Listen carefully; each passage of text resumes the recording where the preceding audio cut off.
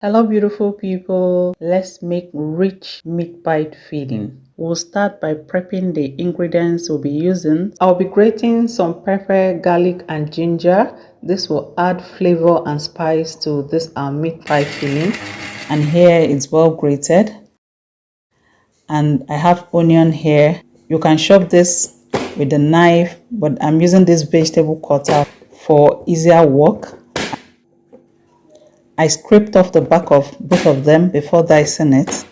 And here is the Irish potatoes and the carrots well diced.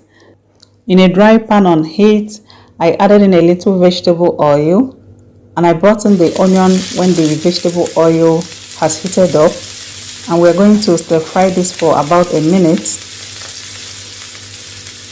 After a minute, the onion has released its sweetness into the oil, and I'll bring in the minced beef.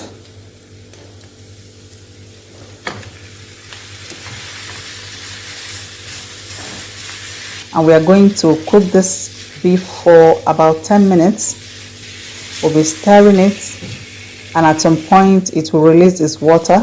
That's still okay, and we'll keep cooking and frying this at the same time. And now I'll add in 2 beef seasoning cubes. I'll also add in salt and curry powder. And we'll mix all this to combine well. The water has dried up and we are frying the beef now. Now bring in the pepper, the garlic and the ginger, and we'll fry all this together. We keep stir frying this for another 3 minutes.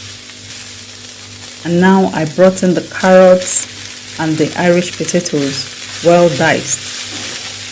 And we'll keep mixing this in together. Look at that beautiful color. And I'll add in water. This is half cup of water. This will help the Irish potatoes and the carrots to cook till tender. At Glory Homemaker will give you value for your time.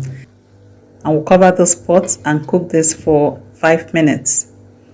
And after 5 minutes, this is what it looks like. And we'll stir this. The potatoes and the carrots are quite tender now. And this is the best time to check for your salt and seasoning. Mine came out okay. If yours need adjustment, please go ahead to adjust either the salt or the seasoning.